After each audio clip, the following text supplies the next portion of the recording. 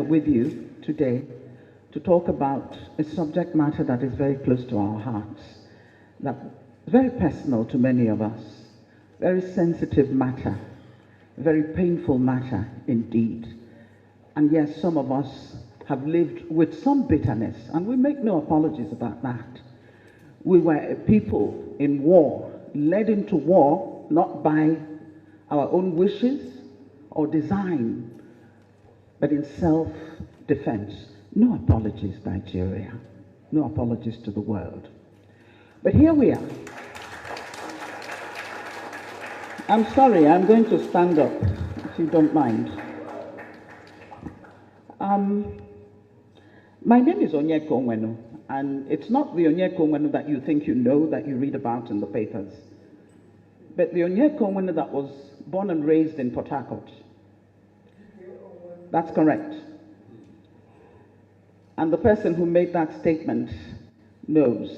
When he says DK Onwenu, he's telling you where this person came from. My father was the first Arrondissement man in the Federal House, and he was representing a Port Harcourt constituency. He was the principal of Enitonia High School. He was a brilliant man, but he died too early. Thank you. That's my background. I'm also from Abia State. Since I am Adamazi, I'm Adamazi. I'm from Imo State, Arrondissement, and I'm from Anambra, where my mother comes from. I can go there and live. I can do anything I want in Anambra. Nobody can say anything to me. I'm also from Lagos State. Surprise, surprise. Yeah, I'm from Lagos State. I married a Yoruba man. I have 2 Yoruba children. They only paid 5,000 naira as bride price. So we have a right to demand more money anytime. 5 minutes going. Yes, 50 years after I fought the war. As a young girl, 14, 15, 16, 17, I was in that war. And I lost many relatives. I worked in hospitals. I carried babies who died in my arms. I treated old people who took days to die. People were dying out of hunger. Even our soldiers were dying out of hunger at a particular point. But thank God, we survived. You see, when my father died at 40, he was a politician and also a principal, but he didn't have much money. In those days, you had to keep your day job, even if you were a member of the House of Representatives. Yes, my mother, an Anambra woman, was a trader.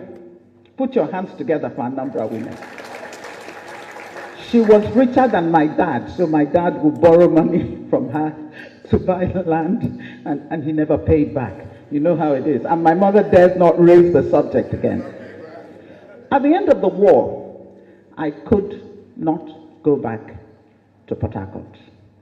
My home was abandoned property. Those of you who come from Port Harcourt know the story. A home that a widow, my father had just laid the foundation when he died in a motor car accident, on duty. A building that a widow, and living just adjacent to us, the Ikopus on Hospital Road, we could see you, we could relate. In fact, I thought we were related, because every family in Port Harcourt was together. You didn't care where they came from or who they were. Once you're from Port Harcourt, every parent had the right to reprimand another child that you saw misbehaving. It was a beautiful town, but we couldn't get back to it. So for me, the Civil War never ended.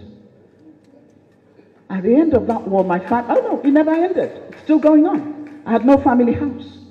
My poor mother went back to claim the property. She was beaten into a coma by people whom she had helped all her life and sent to school, because she's an Igbo woman, and now Port Harcourt belonged to another group of people. They forgot the sacrifices that the Igbos made. It's still going on. No apology has ever been made about that.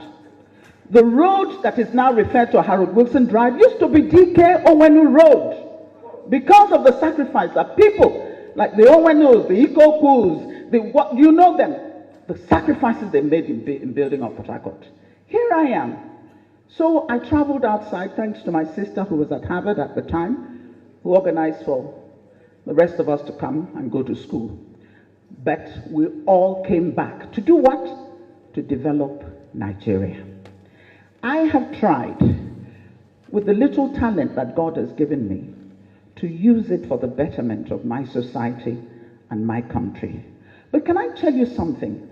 That if I were a Yoruba or Hausa woman, I would probably have had more patronage, I would have had more help and more support than I have got by my self-help effort to raise this country up.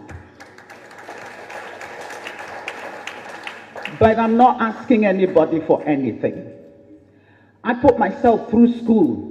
My widowed mother did her best, but I was working 2 jobs in America to put myself through school. I didn't want to take Nigerian scholarship because they were giving it to everybody, those who deserved it and those who didn't. And many of them were not even in school. I put myself through school. Wellesley College and the New School for Social Research. I have no apologies to make to anybody. I am angry. I am angry at Nigeria. I am angry at this government which seems to be letting us down. I am angry at us as a people. I am angry at my people in Ndibo. Because if they have refused you, why are you refusing yourself? Stop complaining and do it for yourself. We've always been able to do that. How did we build Imo Airport? Nobody built it. We spent how many years raising money? I know it was my equipment that was traveling all over the country for concerts. I gave 3 concerts to build Imo Airport. That's who we have been. And I remember in those days, Purana, Imo State Union, Purana, Zetiobi, Dike Onwenu, Oputa, Ikoku, you name them, Abba Korana, and that's it. No dispute. Everybody follows the line and gets done what needs to be done. Let me tell you about Ndibo. Ndibo are wonderful people. Let me tell you about Ndibo. Ndibo are resilient. Let me tell you about Ndibo. Ndibo are people with integrity, with conscience, with a feeling of humanity that they can reach out wherever they are and contribute something to that society and not care that they're not even from there. That's who we are. Do not categorize us as people who are uncouth. We don't know, we don't have unity amongst ourselves. You're kidding yourself. We love ourselves. But we also love our neighbors.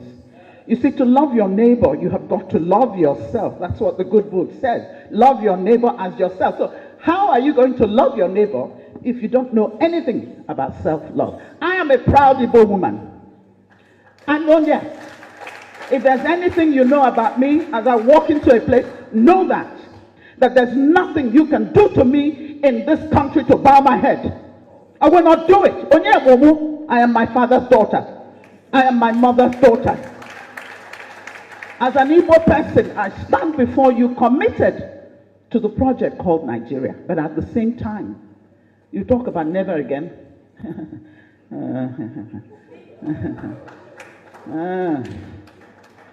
With what is happening now, never again? I don't know. But I will soon take my seat. Let me say to the rest of Nigeria, you insult us, and sometimes we do the insulting as well, and that's terrible. We've come to a stage where we have to be insulting each other so badly. But go ahead. We will not succumb. We will not bow. We are children of God. We are here for a purpose. God has put us on this good earth for that purpose. You cannot drive us to the sea. You cannot tell us to shut up and take the pain that you are inflicting on us, abuse us on top of it. Listen, if you don't want us, then let us go. Thank you.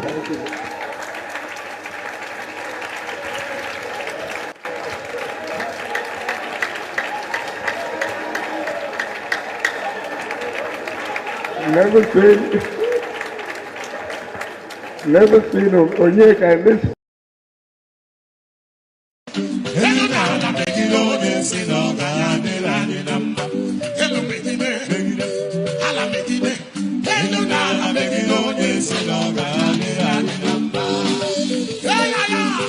Somebody declare it.